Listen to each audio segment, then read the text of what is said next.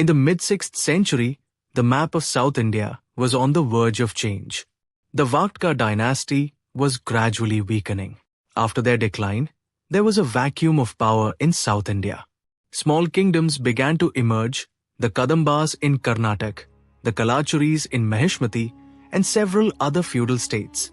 But among all of them, a new star began to rise, the Badami Chalukya dynasty. These were the people who not only dominated these smaller dynasties, but also left an indelible mark on South India. There are differences among historians regarding the origin of the Chalukya dynasty. Some believe that the Chalukyas were initially feudatories of the Kadamba Empire. Over time, they declared independence and formed their own state. Historical records state that King Pulakeshin I laid the foundation of the Chalukya dynasty. He made Vatapi, present-day Badami, his capital. During his reign, the political situation of the state became stable and administration strengthened. During Pulakeshin I's reign, due to a strong army, strategic thinking, and intelligence, the Chalukya dynasty began to influence the neighboring kingdoms. After Pulakeshin I's death, his son Kirtivarman I ascended the throne. Kirtivarman I was a brave and clever king. He organized his army and defeated 3 major kingdoms of South India: the Nala dynasty of Bastar, the Maurya dynasty of the west coast, the Kadamba dynasty of Banvasi.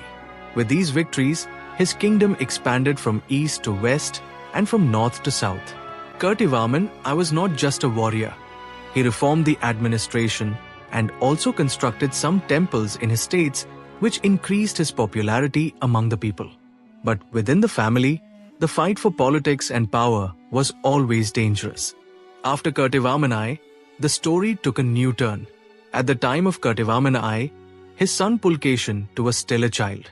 Therefore, his younger brother Mangalesh took over the throne. Mangalesh was ambitious and brave. He invaded the Kalchuri kingdom and captured some territories. When Pulakeshin II reached youth, he expected to ascend the throne. But Mangalesh refused to give it to him and planned to make his own son Sundarvarman the king.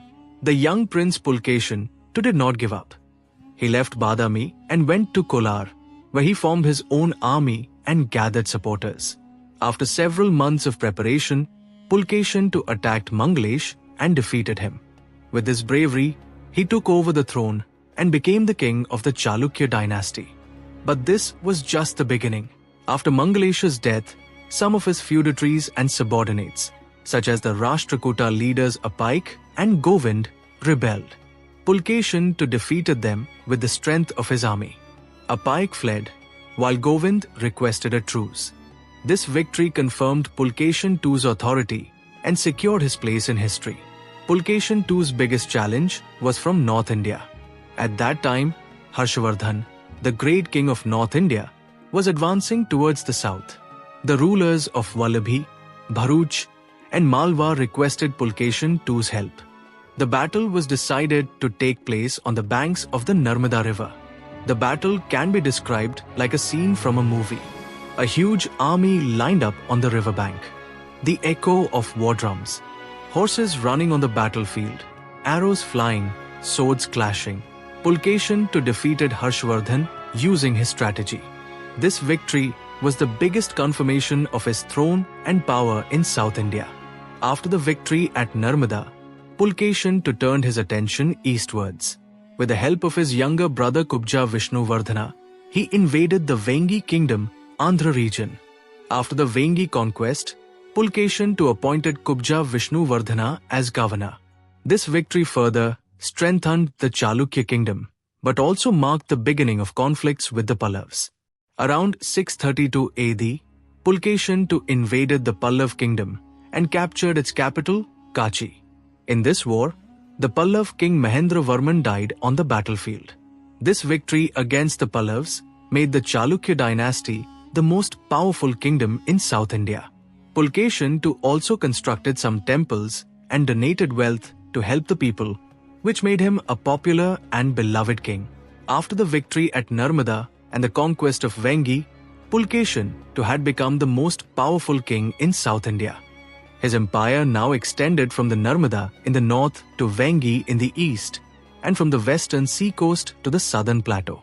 People heard stories of Pulakeshin II's bravery, strategy, and justice. Every ruler and feudal lord understood that the Badami Chalukya dynasty was not just a kingdom, but a symbol of power and courage. Pulakeshin II's younger brother Kubja, Vishnuvardhana, took responsibility for the administration of Vengi. After the Vengi conquest, he became the governor there and laid the foundation for his own independent kingdom, which later became famous as the Eastern Chalukya or Vengi Chalukya dynasty. During Kubja Vishnuvardhana's reign, he focused on the protection and development of the local people in the Vengi region. Some temples were also constructed there, but his main identity was military and administrative power. Even after the victory at Kachi, the enmity with the Pallavas did not end. Pulakeshin II attacked the Pallav kingdom many times and kept a close watch on their borders. His army defeated the Pallavas several times.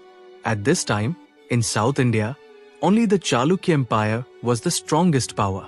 In the wars against the Pallavas, Pulakeshin II demonstrated his strategy, bravery, and leadership skills. Pulakeshin II was not only a brave warrior, but also a wise ruler.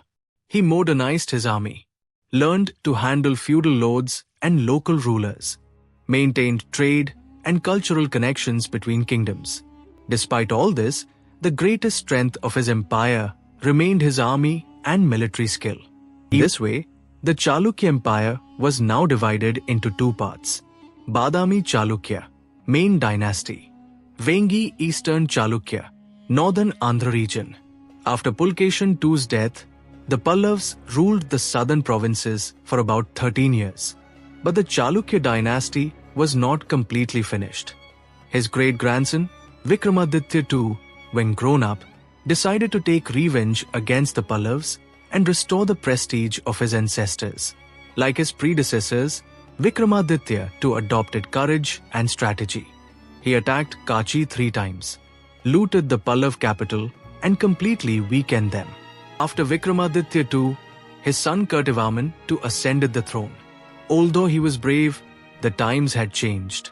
His subordinates and feudatories, especially the Rashtrakuta king Danti Durga, were gradually weakening the Chalukya Empire. During Kirtivarman II's reign, several conflicts took place. Eventually, Danti Durga defeated him and captured Badami. This was the end of the great Badami Chalukya dynasty. The history of the Badami Chalukya Empire was not only about wars and victories. Their army, strategy, and administration permanently changed the politics of South India. Many temples and religious sites were built during their reign, some of which still stand as testimony to history. The bravery of Pulakeshin II and Vikramaditya II made them symbols of popularity and valor. The division of the dynasty and the Eastern Chalukya paved the way for new politics and culture in Andhra and South India. Thus, the Badami Chalukya dynasty left an indelible mark on the history of South India. The brave kings Pulakeshin II, Kubja Vishnuvardhana, Vikramaditya II, and other rulers showed an extraordinary mix of throne, warfare, and justice. Their stories still remind us that true bravery is not only in power, but also in justice, strategy, and the welfare of the people. The rise and fall of the Badami Chalukya Empire teaches us that power is temporary, but bravery and contribution remain immortal. And in this way ends the story of the Badami Chalukya dynasty, a marvelous confluence of bravery, war, power, and justice. If you found this story interesting and discovered those pages of history that often get lost in books, then be sure to check out our channel World Insights. Like the video if Pulakeshin II and the bravery of the Chalukyas impressed you. Comment below and tell us which dynasty or brave king story you want to hear next. And most importantly, don't forget to subscribe to our channel so you never miss any historical story from around the world. Link symbol, click the link and turn on notifications by hitting the bell icon and get updates of every new video first. Remember, history is not only in books, it also lives in the bravery and lessons within us.